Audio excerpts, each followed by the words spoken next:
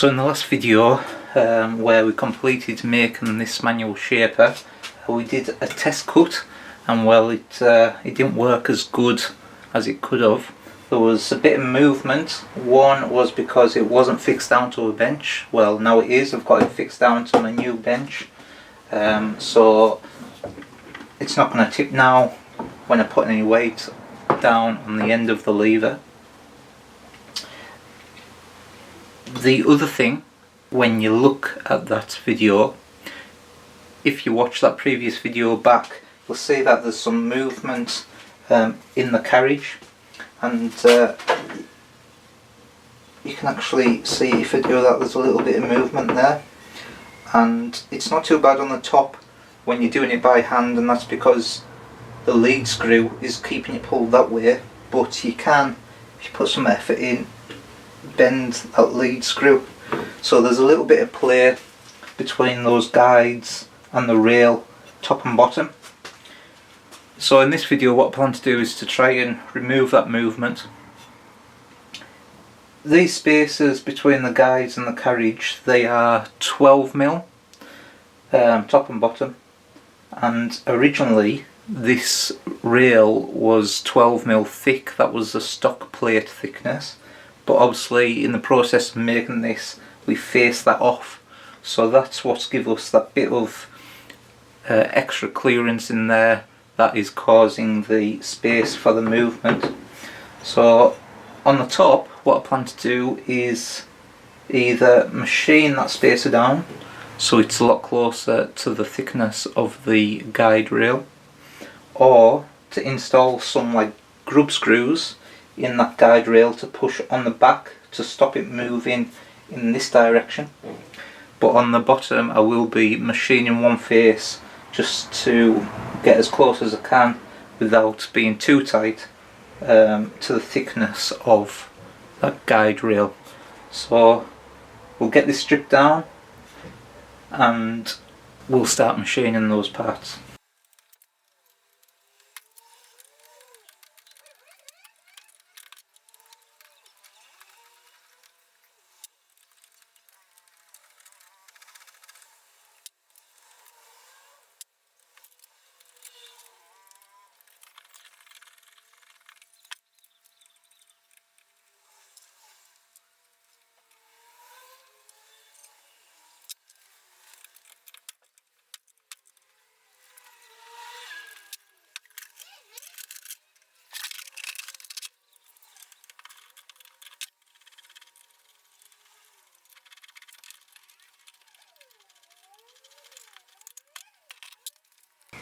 Okay, so we've now got the carriage off, and the part we're going to be modifying is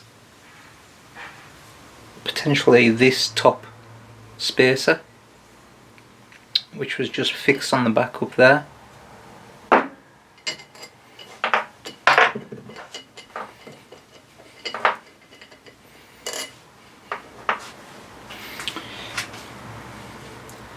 And then also on the bottom here,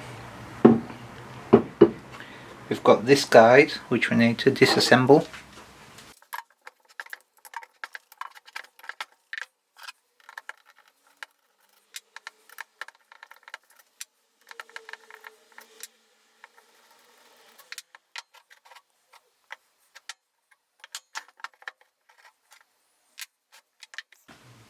So there it is, we've got the carriage disassembled. So that's the bottom guides. We've got the bottom spacer, top spacer, and the top guide is still on the shaper. So what I'll do is I'm just going to measure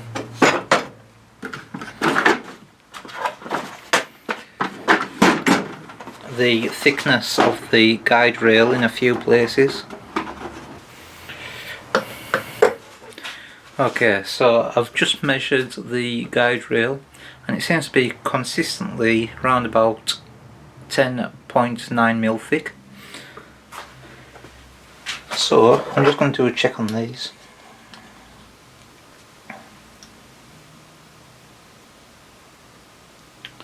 So these actually measure 11.9mm, so there's actually a mil of play in there. which is obviously why we had our problem. Yeah, and again that one's 11.9. So what I'm going to do is I'm going to go for about 1/4 mil play. So I'm going to take about 3/4 mil off these parts, off the thickness, and see how that improves it. Maybe you could share in the comments what sort of clearance there should be in this, what you think the clearance should be, and hopefully if I don't take too much off this time, I'll review your comments and see how it works out.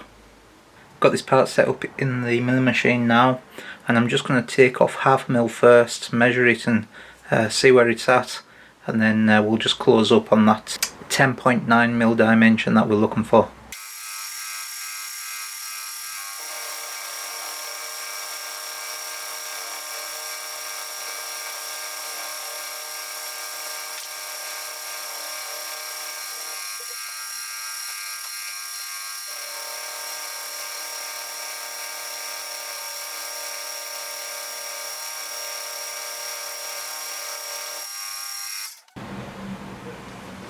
So that's 11.4, so took off the right amount, which means at the moment we've got 1/2 mil there, so I think I'll just take it down another 25.25.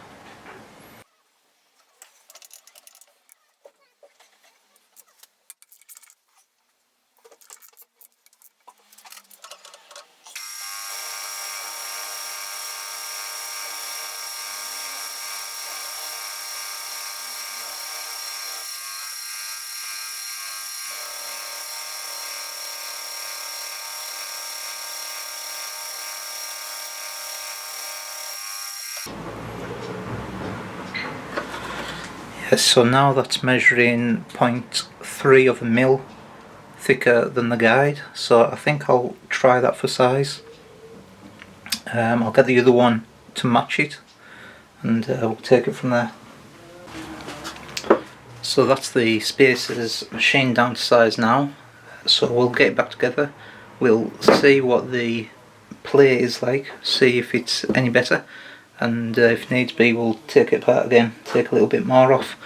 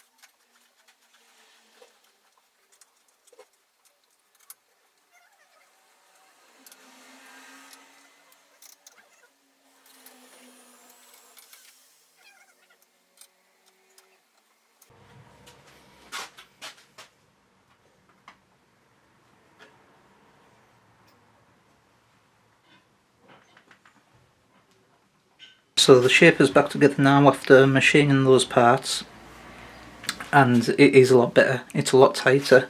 In fact, you can feel there's more resistance on that lead screw. I would say that's inevitable if we were going to tighten up those. It means that it's got more friction there, which means there's less clearance. And I can't move that by hand now, so that's a lot better. What I'll do is I'll get that bit of box section, pull it back on there, we'll get some material on and we'll see how it works. So I've got some material in there now, so it's the same bit of material used in the last video on the shaper, So we'll see if it's any better, see if we've removed some of that play and some of that flexing and movement that was in there.